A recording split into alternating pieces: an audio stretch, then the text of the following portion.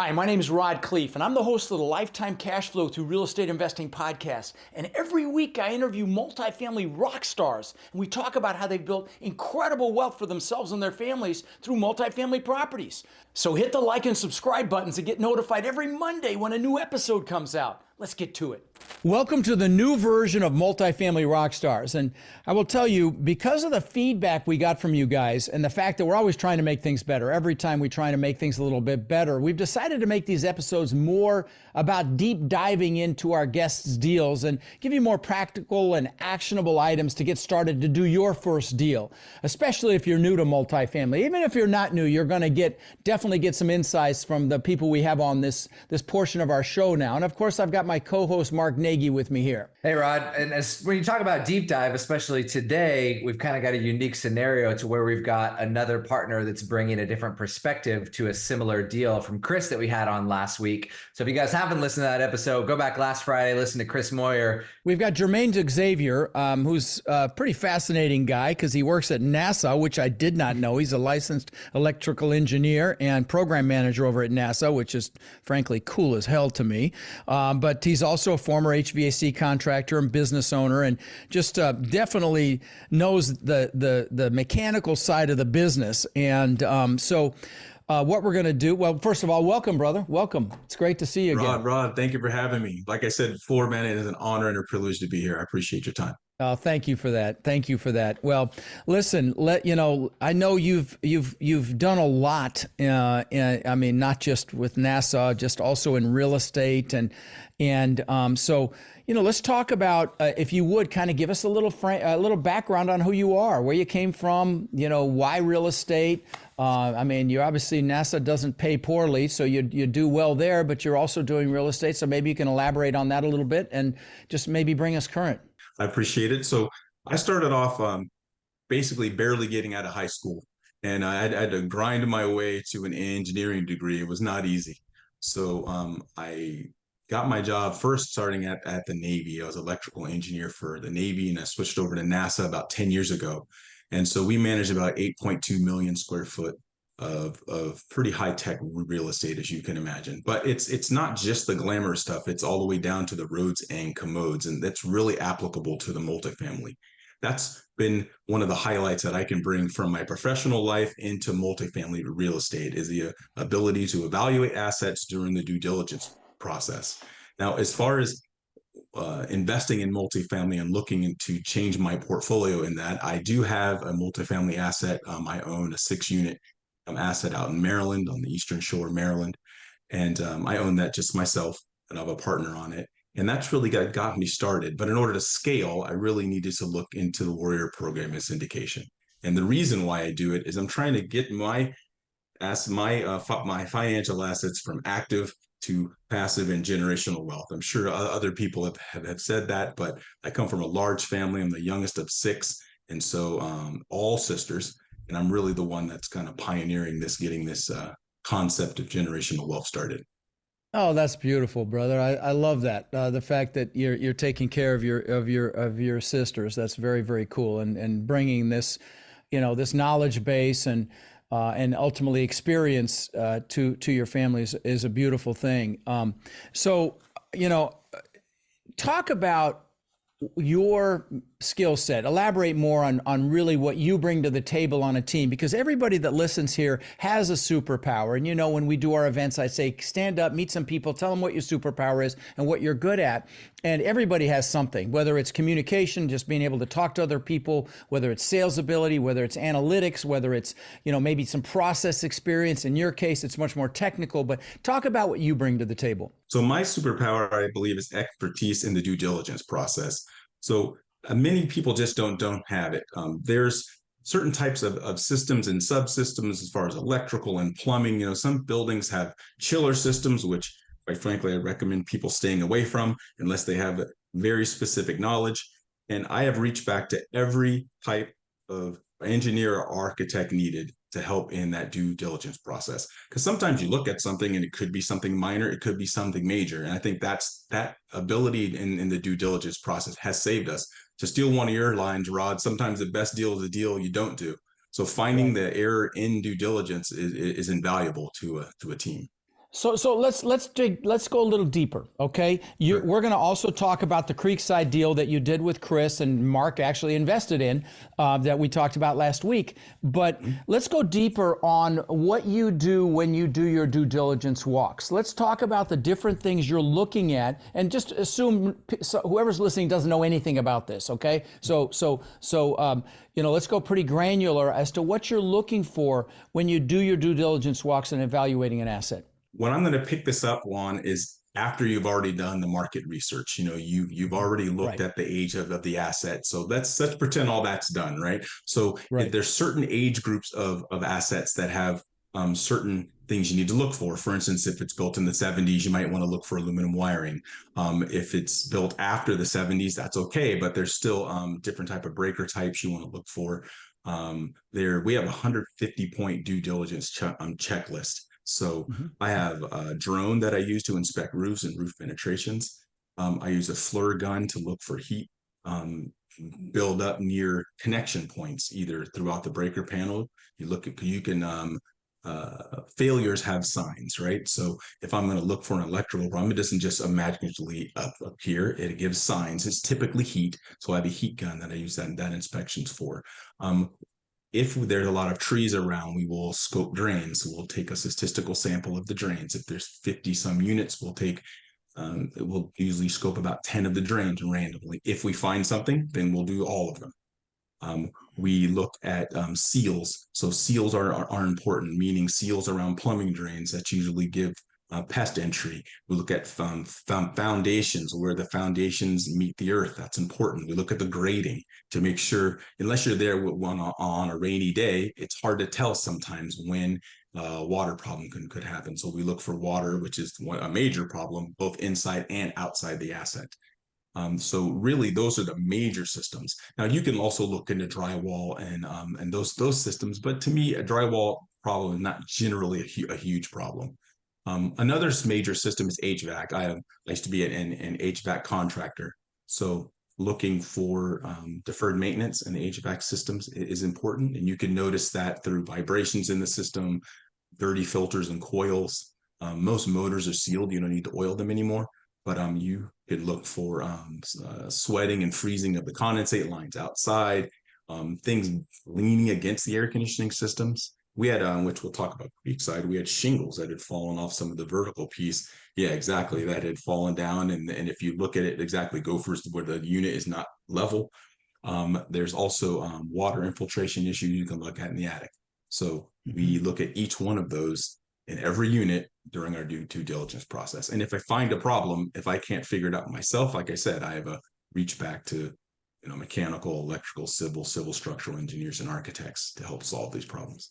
Now, you just got a really technical review on due diligence, and I don't want to scare you. This is, he's an expert in the things he just described, and I'm going to tell you that I'm not even, and I've looked at thousands of units that, so here's what you do. What you don't know, you bring in experts for. You bring in the HVAC contractor, the roofing contractor, which is what we did on the asset we've got under contract right now in San Antonio. We brought in and snaked the drains. We brought in a plumber to look at the plumbing because they had a main line leak, and so I hadn't heard about the FLIR gun. That's a new one for me. And I learned when I do these podcast interviews sometimes, that's a really cool idea there. And so, very great synopsis, and you look for the negative drainage because, if you've got water coming in under the foundation, you're going to have cracking, you're going to have all sorts of things pop up. So,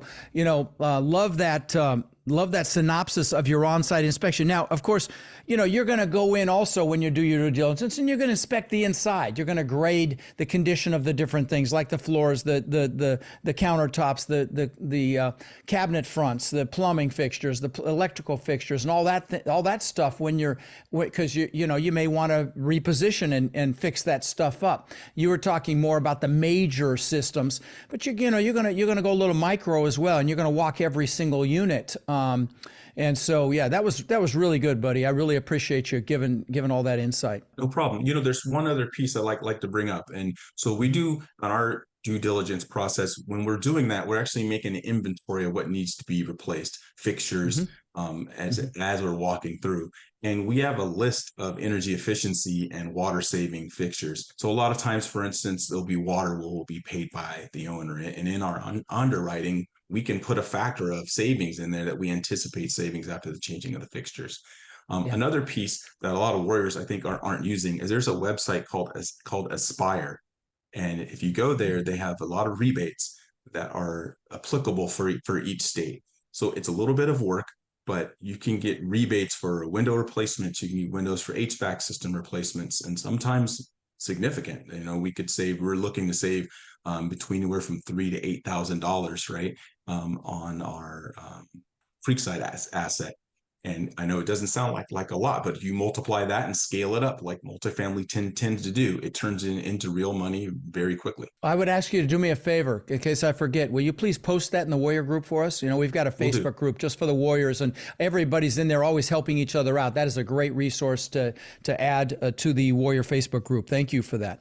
Yeah. Now that was going to be my biggest question to you, Jermaine. All those things that you just mentioned, and you clearly have a background in this. Was that why Chris partnered with you on this deal, of you knowing all those things, or was it something else that you brought and you just happened to have that background as well? So that's an interesting question. So we were originally part of a bigger group, and I think Chris and I worked together because there's very little overlap.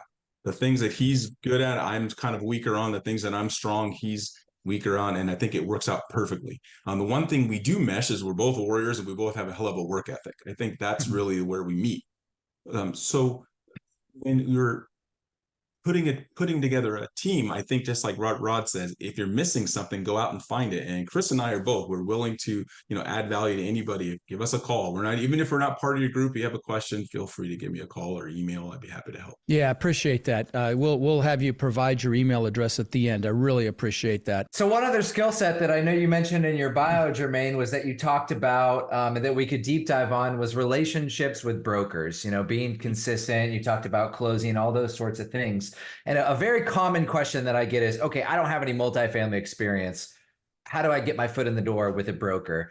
What was your experience in when you first started talking to brokers and building that pipeline of brokers? And how did you get your foot in the door to, get callbacks and build those relationships? So I didn't want to oversimplify the process, but when I joined the Warrior program, I also signed up for the coaching. And during one of our coaching sessions in our first 90 days, he pretty much laid it out for me on how to start and establish and maintain a broker relationship.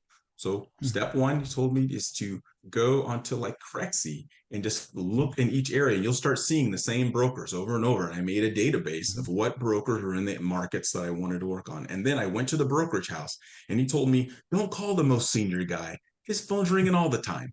Call the junior guy. He's going to talk to you and spend some time with you on the phone. So I did that and I made a list and I started calling them. And he says the most important thing is when you get off the phone, know 5 things about them that have nothing to do with real estate.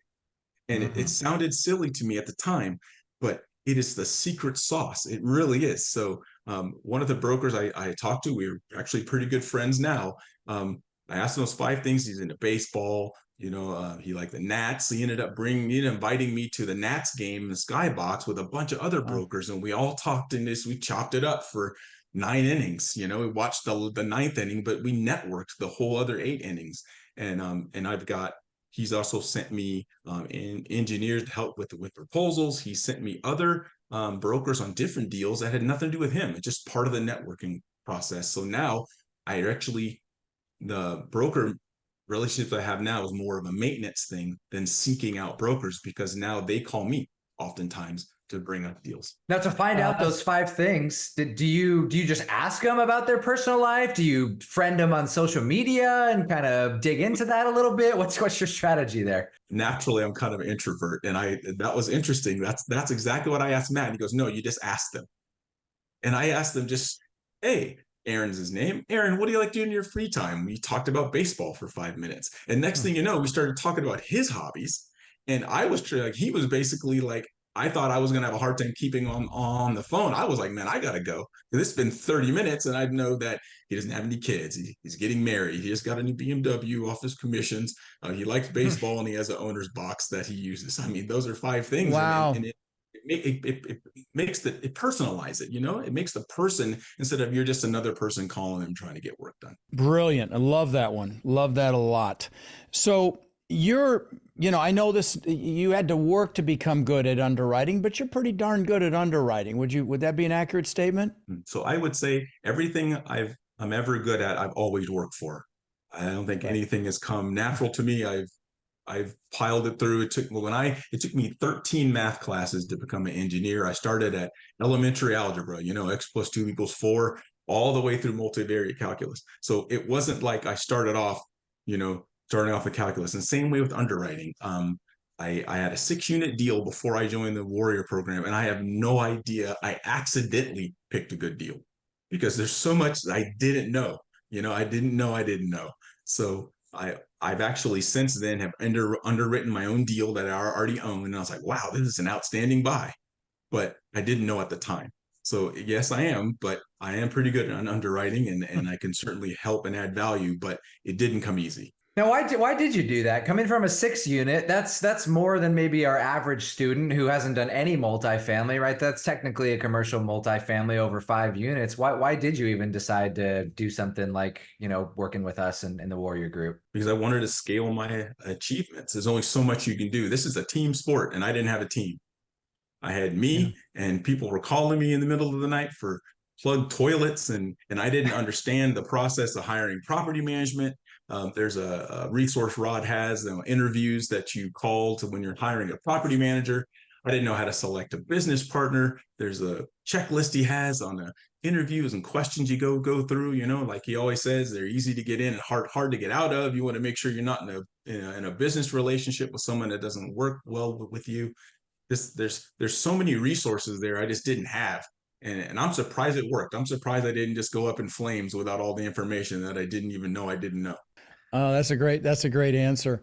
By the way, guys, if you're interested in the Warrior program, text the word CRUSH to 72345. It's just would you say it's an extraordinary program, Jermaine? Oh, absolutely. I wouldn't be here if it wasn't for it. Definitely. Okay, well, thank you. So again, text CRUSH to 72345, and we can help you crush it in this business. So let's talk about that Creekside deal that you did with Chris. We talked about last week. Sure. Really nice 34 unit in Arkansas. Sounds like a screaming deal.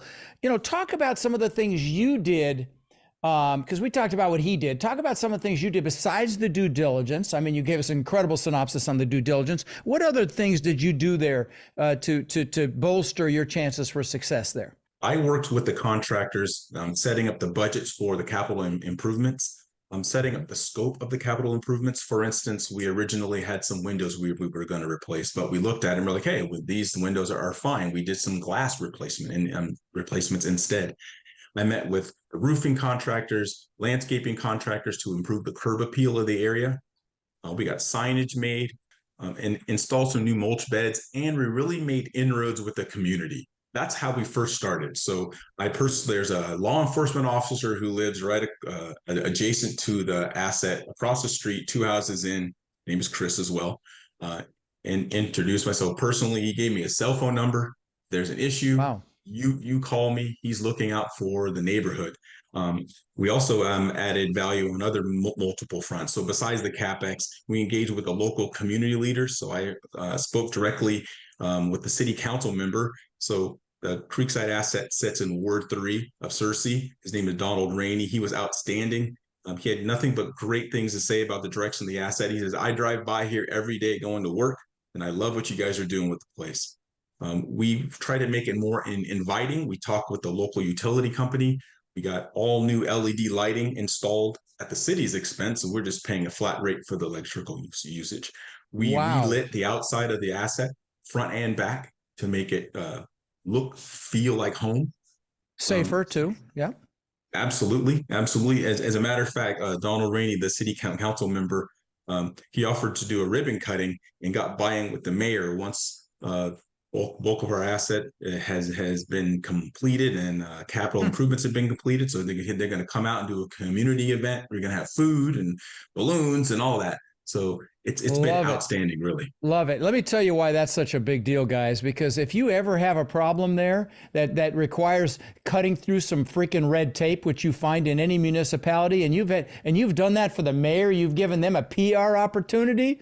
Oh man, you're off to the freaking races. And I want to mention something else too, and I know you probably got a follow up as well, Mark, but I do. On the law enforcement side, that is freaking huge. If you've got a police officer that lives in or around your asset, the fact that you did that is just brilliant, because talk about an incredible resource if you ever have a problem. I just love it. And we try to do that. We'll actually, in our larger assets that we have, we try to have police officers actually live there. We give them discounted rent, sometimes free rent, to drive their police car home and maybe do a walk through the complex on a regular basis. So love that you took the initiative to do that, Jermaine. That's brilliant. I wanted to touch on one thing here, because you mentioned a bunch of different relationships from people in the community. And before I invested on this deal, I actually reached out to another warrior, Charlie Peters. We've had him on the podcast in the past. And I reached out to him because he's done many deals in super small towns, a lot smaller than this deal, 3, 4, 5,000 people population. And I asked him, hey, I'm going to invest in this deal. What's the biggest thing that I should be looking for as a concern?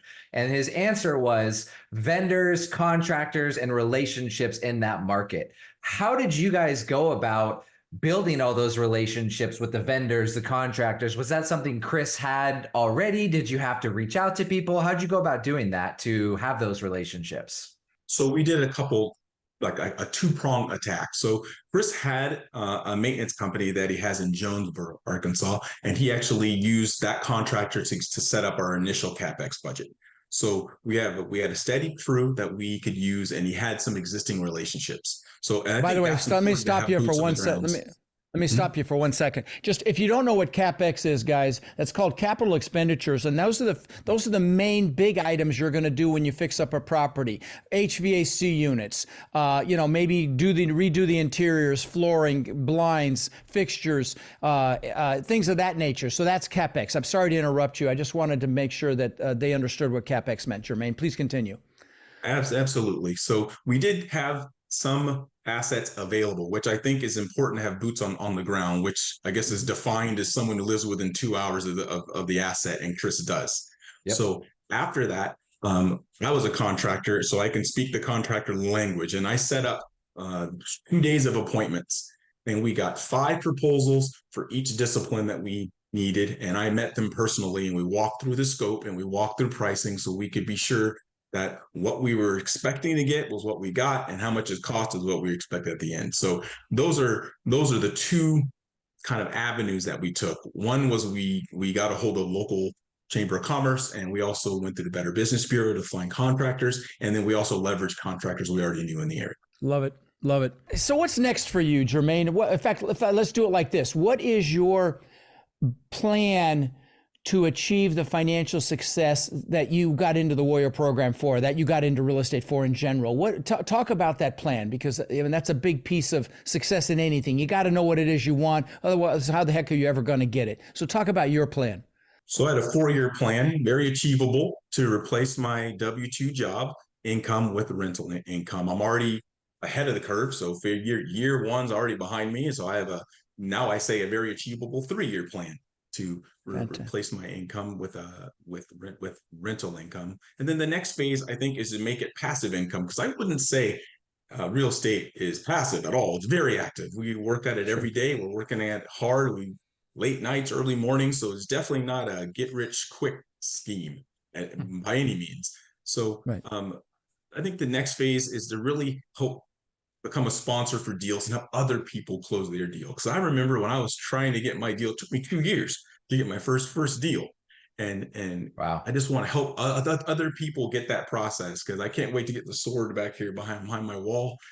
So I'm really looking forward to helping other folks. Oh, yeah. By the way, when you become a warrior and you get your first deal, you get a really cool sword in the mail from us. And it's a real freaking sword. I wish I had an example of it here. I don't think I do. And you become a warrior of the sword. And it's like really a cool thing. Yeah, so on that note, you just mentioned, having people bring you deals and stuff like that. That's fantastic. Are you okay with listeners reaching out to you? And if they've got a question? We asked Chris this, absolutely. And he was good with it. Yeah, okay. So what is your email address that they can email you at, buddy? Okay, so my name is Jermaine, so Jermaine, and it's at waystowealthequity.com. That's the website and the email address as well. And if you go on there, we have a place you can, my calendar is right there, and we have this virtual coffee link that you can meet, 15-minute chat if you just have a question. But by all means, you can just email. I'm also available on all the social media platforms, Jermaine Xavier. My last name is spelled Xavier, and I'd be happy to talk to you. Fantastic. Appreciate you doing that. Appreciate the value add. Yeah. Well, listen, I really appreciate you coming on, and I can't wait to have you on in a couple of years, because I know it'll be over 1,000 units at that point, and you'll have probably retired from your full-time job. Although I don't know that I'd leave NASA, but that's me saying that just because I think it's so cool. But listen, I appreciate you coming on, my friend, and I'm sure we'll see you at the next Warrior event. And happy holidays to you and yours, buddy. Thanks, Jermaine. Happy holidays to you. Thanks, Mark. Yeah. I appreciate you guys' time, and I want to see you on stage one of these days. I want to get up there and tell my piece too. I've been to the 5 Little Warrior events. It's one of my bucket list items to get up there and speak to the rest of the Warriors. You know it'll happen. I mean, you just got interviewed on the largest commercial real estate podcast in the world. So the stage is anticlimactic, but we'll make it happen.